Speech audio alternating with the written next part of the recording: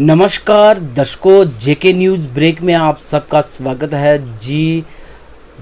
जेके news break हमेशा आपको नए नए यूथ लीडर के बारे में बताता है, लेकिन आज जो हमारे साथ हैं ये एक यूथ की मिसाल बन चुके हैं। और ख़ासकर जिस तरह से ये ग्राउंड लेवल पर काम कर रहे हैं हमारे सुशील बजरंगी जी, जो कि इतना काम कर रहे हैं कि इनकी एज में जो कि इतना काम करना, मैं तो कहता हूं कि ये बड़ा कदम है और इनकी बड़ी सोच है कि छोटी सी उम्र में ही इन्होंने लोगों की छोटी छोटी क्या बड़ी मुश्किलात भी हल की और गाँव जाकर लोगों के साथ बातचीत करते हैं। और कहीं ना कहीं जो गाँव वासी हैं इनको किसी अच्छी स्टेज पर देखना चाहते हैं। तो हम भी प्रार्थना करते हैं कि आप ऐसे आदमी को जो है सहन शक्ति दें और आशीर्वाद दें, ताकि अगर इस समय ये सेवा कर रहे हैं तो इन्हें कोई बड़ा सेवा करने का मौका दें। जी हाँ, हमारे साथ हैं सुशील शर्मा जी।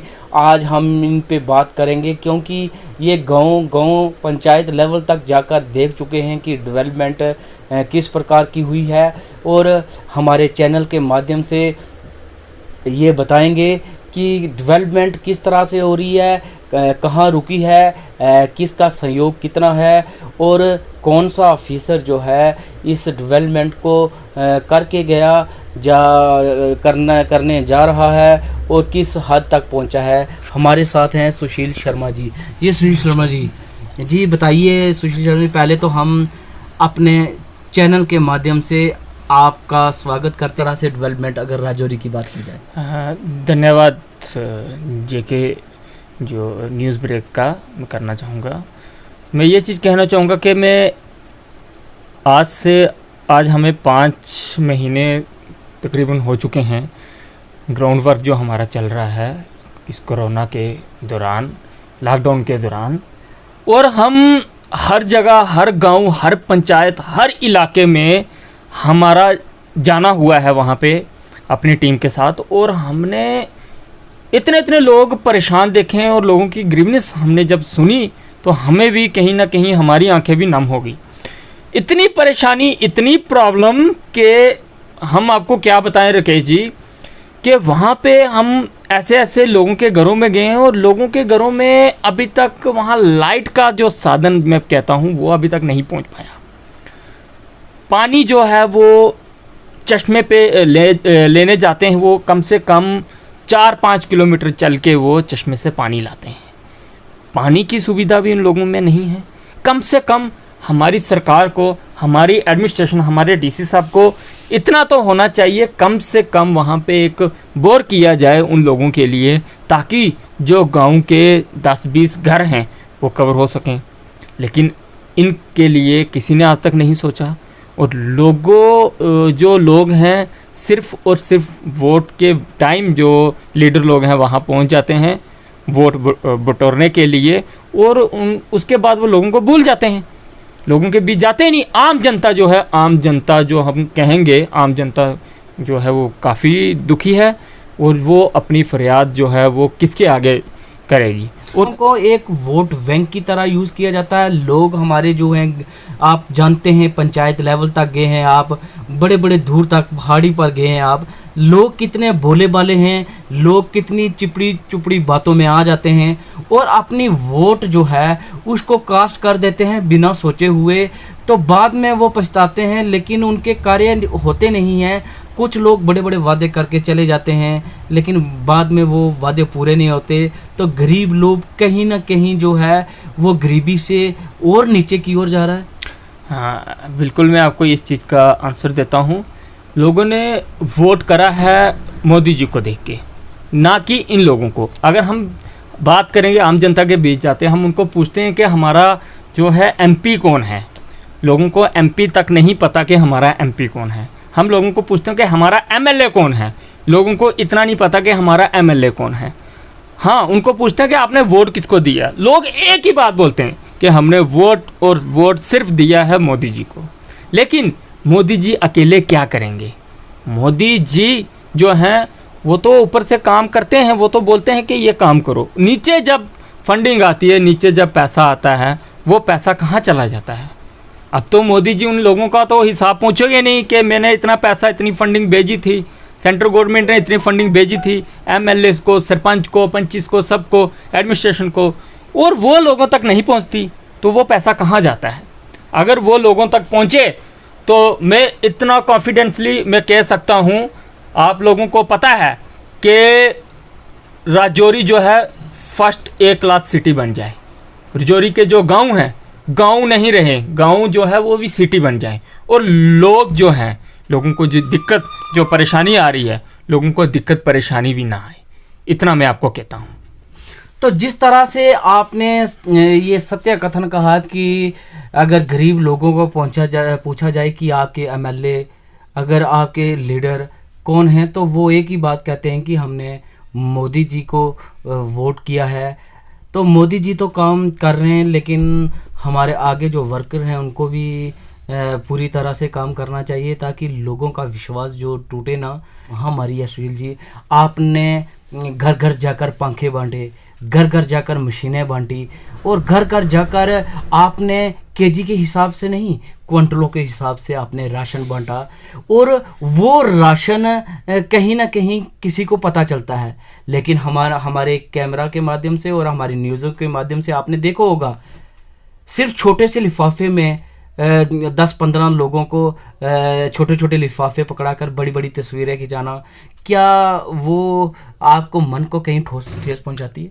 वो तो मैं आपको कह देता हूँ, एक पब्लिकली स्टंट मारते हैं ये, सिर्फ अपने और एक पॉलिटिकली हम जिसको बोलेंगे एक उस चक्कर में रहते हैं कि हम देखो गरीबों की कितनी हेल्प करने, आधा केजी चीज़ देंगे और 50 फ़ोटो खिंचा देंगे। तो ये कहीं ना कहीं जो है, ये एक तो भगवान की नज़र में भी एक वो पाप कर रहे हैं, और दूसरा जो गरीब आदमी है उसकी भी ये इंसल्ट कर रहे हैं। और मैं बात करूँगा एमपीज़ की बात, जो तैयार किया है रेलवे ट्रैक का राजौरी पुंछ के, वो तो एक रेलवे ट्रैक एक सपना बन के रह जाएगा, वो मुझे नहीं लगता कि यहाँ पर आएगा। रेलवे ट्रैक तो दूर की बात है, यहाँ राजौरी की रोडों की हालत देखो, हम गांव की रोडों की बात नहीं अभी करते, सिटी की रोडों की हालत देखो। टाउन के अंदर आप रोडों में देखो, कम से कम 2-2, 3-3 फीट के जो है वो खड्डे आपको मिलेंगे हर जगह सिटी में। सिटी एंट्रेंस के साथ ही जैसे आप निकलोगे 2-2, 3-3 फीट के जो है बहुत सारे वो आपको खड्डे मिलेंगे बड़े बड़े, और इतनी बुरी हालत रोडों की। और हम कहीं डेवलपमेंट की बात करते हैं, आप मुझे बता दो कि इतनी फंडिंग आई है, हम अभी बात करते हैं कहीं जो टाउन की जो गलियां हैं वहाँ पे तो अभी तक टाइलें नहीं लगी, और हम बात करेंगे स्ट्रीट लाइटें भी अभी तक नहीं लगी वहाँ पे, तो कौन सी डेवलपमेंट की बात कर रहे हो आप भाई? ये तो सिर्फ एक वहाँ पे आप कुर्सी लेके बैठे हुए खाली, एक तो सिर्फ दिखावा है, एक तो आप लोगों को सिर्फ बेवकूफ़ बना रहे हो। आप कौन सी डेवलपमेंट की बात कर रहे हो? कहाँ डेवलपमेंट है? हम बात करेंगे, जैसे हम जाते हैं यहाँ हाईवे वाली साइड की मैं बात करूँगा, वहाँ पे एक क्रैशर है, वो बिल्कुल रोड के साथ है और लोगों के घर जो है बिल्कुल साथ है। अगर भगवान ना करे कल अगर किसी को कोई पत्थर वहाँ से, जब क्रैशर की मशीन के अंदर जाता है वो पत्थर टूटता है, टूट के अगर कोई पत्थर वहाँ से स्लिप होके किसी बच्चे को या किसी बड़े को लग जाता है, अगर उसकी डेथ हो जाती है, कौन रिस्पॉन्सिबल है? सुशील जी, जिस तरह से आपने ये पॉइंट उठाया, ये काबिले तारीफ़ है कि आपने ये माइंड में रखा। आपको पता है कि वहाँ फुट ब्रिज था, वो भी इस क्रशर की वजह से उसने खुदाई करके खनन माफिया बना हुआ है। तो लोगों की ज़मीनें, पिछले दिनों हमने न्यूज़ भी चलाई थी, लोगों की ज़मीनें हरी भरी हैं, वहाँ गाड़ियाँ जो है डंप कर रहा है धीरे धीरे, वो किसानों की जगह भी हड़पने की कोशिश कर रहा है, और उनका रास्ता तो छीना ही छीना है, कहीं ना कहीं उनके खाने पदार्थ की बात जो जहाँ से पैदा होता है वो भी छीनने की कोशिश कर रहा है। हाँ बिल्कुल, ये बात जो है मेरे तो इस चीज़ का ध्यान में नहीं है, क्योंकि आप मीडिया वाले हो, आपको हर चीज़ का पता होता है, छोटी छोटी बात का पता होता है कौन क्या कर रहा है। हमें तो जो है, हम तो गरीबों की सहायता कर रहे हैं, हमें ज़्यादा वहाँ पे हमारी इंटेंशन जो है वहाँ पे होती है, यहाँ पे इस तरफ कम होती है। लेकिन मैं वहाँ से जितनी बार निकला हूँ मेरे माइंड में ये बात आई है कि यहाँ पे बाउंड्री वाल होनी चाहिए, कम से कम आपने अगर क्रैशर लगाया है तो तरीके से लगाओ, उसको पूरा जो उसका प्रोसीजर है वो तो कंप्लीट करो। कम से कम आप क्या मतलब कि रोड के साथ बिल्कुल और लोगों के घरों के साथ अगर कुछ ऐसा इंसिडेंट हो जाए तो कौन रिस्पॉन्सिबल है? कोई रिस्पॉन्सिबल कौन लेगा रिस्पॉन्सिबिलिटी? और मैं बात करूंगा, हालांकि मेरे नेक्स्ट वीक में एलजी मुर्मू साहब से मेरी अपॉइंटमेंट है और मैं ये इशू खासकर मैंने रजौरी डिस्ट्रिक्ट की हर इलाके की फ़ोटोग्राफी की है, वो मैंने सामने गवर्नर साहब के सामने रखनी है कि मुझे बताओ गवर्नर साहब कि ये डेवलपमेंट कौन करेगा, ये कौन करेगा? सिर्फ इन लोगों ने बातें की हैं जो आपने एडमिनिस्ट्रेशन यहाँ पे लगाई हुई है, जो सिविल एडमिनिस्ट्रेशन है। मैं बात करूँगा कहाँ पे उनकी डेवलपमेंट है, मुझे बताई जाए। कहाँ पैसा जो आ रहा कहाँ पे जा रहा? किसी ने आज तक हिसाब पूछा है? नहीं पूछा। जो रजौरी में आता है वो बोलता है एक अलादीन का चिराग मिल गया है, रजौरी उनको अलादीन का चिराग मिल गया है। जैसे उसको घिसा वैसे ही बरसात शुरू, और जैसे अपना टाइम हुआ और निकल गए। रजौरी वैसे का वैसे ही। कौन पूछेगा? कौन रजौरी की डेवलपमेंट की बात करता है? किसी ने आज तक डेवलपमेंट की बात नहीं करी। वैसे का वैसे हम बात करेंगे वॉकिंग ट्रैक की। वॉकिंग ट्रैक आपने देखा है सलानी ब्रिज से जो तारक ब्रिज बनने जा रहा था, वो तो एक कितना बड़ा एक उन्होंने एक मजाक किया रजौरी की पब्लिक के साथ, कितना बड़ा मजाक किया है। और वहाँ पे देखो जिन लोगों ने ये ट्रैक की बात करी थी उन लोगों ने अपनी हुड लगाई है, बहुत बड़ी हुड लगाई हुई है, ऊपर मोदी जी का फोटो भी लगाया हुआ है और अपना भी लगाया हुआ है, और साथ में वो हम वहाँ पे प्लेट भी लगाई हुई है। लेकिन जो हम ट्रैक की बात करेंगे उस ट्रैक का क्या? वो ट्रैक तो ऐसे ही है, वहाँ पे इतनी घास, और वहाँ पे लोग जो है वो बिजनेस करना शुरू हो गए, कल वहाँ पे दुकानें बन जाएंगी। सुशील जी, जिस तरह से आपने कहा अगर प्लेट पे जितना खर्चा हुआ है उतना जो है रास्ते पे खर्चा नहीं हुआ, क्या यही भाव है आप कहने का? बिल्कुल सही बात है। अगर उतना खर्चा प्लेट की बजाय उस हुड की बजाय अगर उसी पाथ पे लगाया होता, अपनी पब्लिसिटी ना की होती, तो एक रजौरी की एक अच्छी शान तो बन जाती। एक वो फ्रंट गेट है रजौरी का, सलानी ब्रिज फ्रंट गेट है, और वहाँ से ही लोग एंट्रेंस करते हैं। वहाँ पे अगर वॉकिंग ट्रैक बनता और साथ में उसके गार्डन बनाया जाता, फ्लावर लगाए जाते, तो कितना प्यारा एक रजौरी सिटी का एक व्यू जाता। लेकिन इन लोगों ने इस पे कोई चर्चा नहीं की। वहाँ पे सिर्फ और सिर्फ जो है पैसा रिलीज़ करवाना था, पैसा रिलीज़ करवा के उन्होंने बिल्कुल जो है साइलेंट हो गए, और वैसे का वैसे ही वो पड़ा हुआ है। सुशील जी, एक नज़र हम आपकी डॉक्टर अंबेडकर जो हमारा स्टैचू बना है उस पर लगाएंगे। आपने न्यूज़ चैनलों में देखा किसी ने 5 लाख दिया, किसी ने 7 दिया, किसी ने 10 दिया, लेकिन क्या ग्राउंड देख रहे हैं आप कि यहाँ लगता है कि इतना पैसा लगा है? बिल्कुल सही बात है। अंबेडकर जी को तो हम पहले प्रणाम करते हैं, जो उनके काम हैं, जो उन्होंने काम किए हैं वो सराहनीय काम है। वो ना कोई करेगा ना किसी ने करने हैं। तो उन महान पुरुषों की वहाँ पे स्टैचू जो बना हुआ है, उस स्टैचू के आगे पीछे जो गंदगी है, जो घास घूस है, तो मुझे आपने जो बताया फंडिंग जो आई थी, तो मुझे नहीं लगता कि वहाँ पे लगी होगी। अगर लगी होती तो वहाँ पे गार्डन बनाया होता, फ्लावर्स लगाए होते, और जब भी कोई आता जाता और पता चलता कि कोई गार्डन बना हुआ है। आप देख सकते हैं जम्मू में जितने स्टैचू बने हैं, उन स्टैचू के आगे पीछे आप देखो, विक्रम चौक में आप देख सकते हैं, हर चौक में आप देख सकते हैं कि जो स्टैचू बने हुए, तो वहाँ पे स्टैचू के आगे पीछे कितना अच्छा गार्डन बनाया हुआ है। यहाँ पे सिर्फ स्टैचू बना दिया है, और किसके लिए बनाया? वहाँ पे कौन सफाई करेगा? जिस तरह से सुशील शर्मा जी आप बताइए कि सिर्फ क्या चेक का नाम अनाउंस करना ही लोगों को एक झूठा सपना दिखाना, क्या हमारे लीडरों की ये अच्छी सोच है क्या? हाँ बिल्कुल, ये आपने क्वेश्चन बड़ा दुरुस्त किया है। ये सिर्फ और सिर्फ लीडरशिप को बदनाम कर रहे हैं, लोगों को झूठे झांसे देते हैं। अगर कोई नया चेहरा सामने आएगा, वो सच्चाई के रास्ते पे चल रहा है, वो सच्ची बात करेगा, वो उनसे कमिटमेंट करके आ जाता है कि मैंने ये काम आपका करना है, और लोग क्या बोलेंगे? अगर वो काम करेगा भी, उसने सोचा हुआ कि मैंने ये करना है, वो 1 महीने के बाद 2 महीने के बाद वो पक्का करेगा। लेकिन लोगों के माइंड में एक ही कंसेप्ट होगा, ये भी लीडर है, ये भी लीडर है। कौन सा लीडर? झूठा लीडर, झूठी बातें करने वाला। तो सुशील शर्मा जी, हम आपसे जिस तरह आपने स्ट्रीट लाइट की बात की, सिर्फ 2 या 3 महीने चली, आप नहीं चाहते कि जिससे कंडक्ट किया हो, जो कंडक्टर हो, उससे पूछना चाहिए कि क्या इसकी जो अवधि इतनी ही है कि 2-2.5 महीने चलना बस, बाद में शोरूम जैसे स्टैचू बनते हैं वैसे ही लाइटें बनी हुई हैं, लोगों को कोई फ़ायदा नहीं हो रहा, इस पर म्यूनसिपलिटी क्यों चुप बैठी है? मैं राकेश जी, जेके न्यूज़ ब्रेक जो मेरे जो भाई बंधु जो देख रहे हैं, अभी हमारा इंटरव्यू सुन रहे हैं, मैं उनसे प्रॉमिस करता हूँ, आपसे प्रॉमिस करता हूँ, जो ये लोग हैं जिन्होंने लोगों से झूठे वादे किए हैं, जो ये चेयरपर्सन बैठे हुए हैं, मैं एडमिनिस्ट्रेशन की भी बात करूंगा और मैं म्यूनसिपलिटी की भी बात करूंगा, जो म्यूनसिपलिटी में रहते हुए जिन्होंने काम नहीं किए, आई प्रॉमिस कि वो कुर्सी से नीचे उतरेंगे।